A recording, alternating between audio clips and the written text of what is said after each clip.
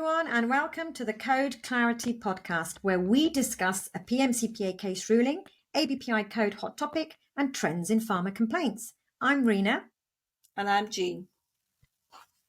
So today's few minutes is going to cover all the essentials around using LinkedIn, because we feel very strongly that everyone should have a bit more compliance confidence. Jean, I don't know about you, but I'm finding the complaints in this area that are published on the PMCPA website are getting a bit boring now. I mean, they all seem to say the same old thing. Yeah. Basically, everybody seems to be making the same mistake. And, everybody makes mistakes, but you've got to learn from those mistakes. So we need to, that's the whole point of case being published, isn't it? That we learn from each other's mistakes and we stop doing it. As I say to my kids all the time, yeah, precisely that. So I think it would be really good to maybe talk a little bit around what those mistakes are, maybe like what the key issue tends to be. Yeah. I mean, for me, I think it's either a lack of understanding on that the UK code applies to whatever people are engaging with or posting.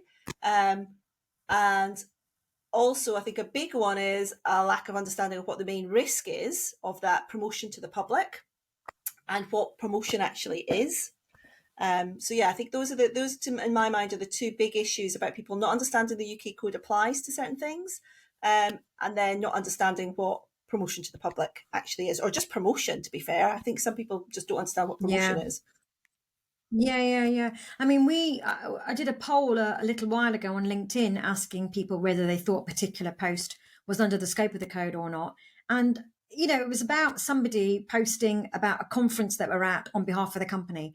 And actually quite a sizable chunk of people thought that was personal, didn't even realize the code applies. So you're so right. That is a good starting point, is to think about who does the code apply to. So we know UK-based pharma companies and employee accounts as well. The second question I would ask is, when does the code apply? So in LinkedIn, we have the profile section, which contains like your experience and stuff. You have your posts that are pushed out, and then you have engagement, which is like your likes and your shares and your comments, etc., etc.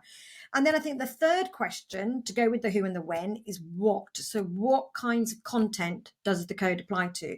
And a good rule of thumb is, if the content relates to your commercial or professional interests, so that's not just about corporate stuff, it's therapy areas, medicines, unlicensed areas, pipeline, then of course the code's going to apply to that content.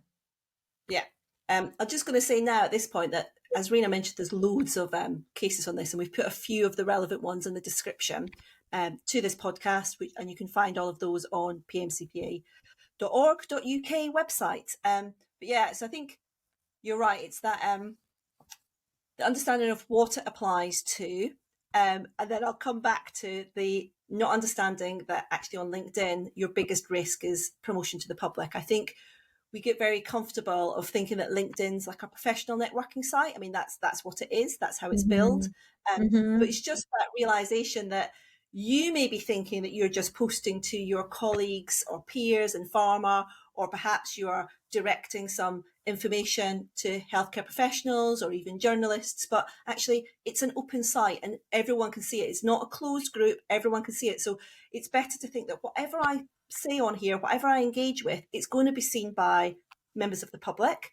And then that's the big thing of promotion to the public. And then that second point about what is promotion is, we know from case rulings, it's not being set out clearly. And, we know what the code talks about, what promotion is not. And then it just talks about, for promotion, you need to do this, that, and the next thing. But promotion, we know from case rulings, is 2 or more attributes about your medicine usually.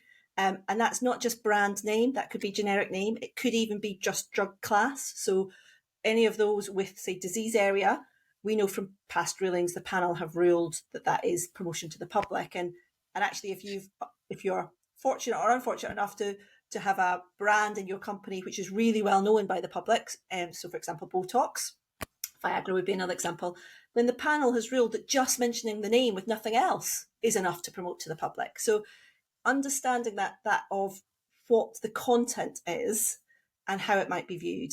is key as well, I'd say. And you're so right. It's actually the risk isn't with social media. The risk is not understanding what promotion is. And now that we have a new social media channel, Threads, launched, I don't want people to panic and go, oh my God, there's a new risk. There is no new risk. It's the same old, Yes. same old. It's just Yeah. a different platform. So You know what, let's that's talk positively about 3 examples of what pharma can actually engage with, and we can do it compliantly, can do it with a bit of confidence. So Yeah. I'll go first. I think the first kind of post is a recruitment post. If it doesn't contain a promotional claim, of course it's not going to, then yeah, of course you should be liking and sharing those posts which are advertising jobs in your company. Have you got another one? Yeah, so coming off the back of the recruitment post, I would say you mentioned the profile section, and we know there's been some rulings that if you put in your profile, so the first thing people say, if you mention those 2 attributes, you can breach promotion to the public. But we also know from cases that if that information sits in the experience section, so more where people have to go looking for it, which would be recruiters or whatever, then that's okay. You can talk about it in the experience section, but just don't have it sort of pushed onto members of the public who might just stumble across your profile. Yeah. And I've got a good third one as well. And this is a bit of a rant about the industry in general, which is when we see a great disease awareness campaign, not only should we be liking that because it's company approved material, but actually we should be looking at what other companies are doing in disease awareness and actually liking those things as well. Because the point of disease awareness is to increase the reach and get these messages heard by members of the public. So we need to act as one industry there and not individual companies. Yeah. So Yeah, I think, Jean, there's so much more that we could say, and you're about yeah. to. Oh, yeah, I was just going to add my little negative chime again of I absolutely agree with the disease awareness posts about liking and reposting. But my note of caution would be, remember that they have been approved, they have been certified by the company. So if you then add some comments onto that, that would be seen as that you were changing the final form. So yes, like and share, but don't add any comments to them. Yeah. And like I was saying earlier, there's so much more that we could say. We have loads of other resources as well from Code Clarity, kind of help you in the whole of the social media space. But I think we could almost do another podcast on the more advanced usage of LinkedIn. For example, advertising promotional meetings using LinkedIn. I like talking about things like that. But until next time, thanks everyone for tuning in, and see you later. Yeah, tune in for the next one. Bye.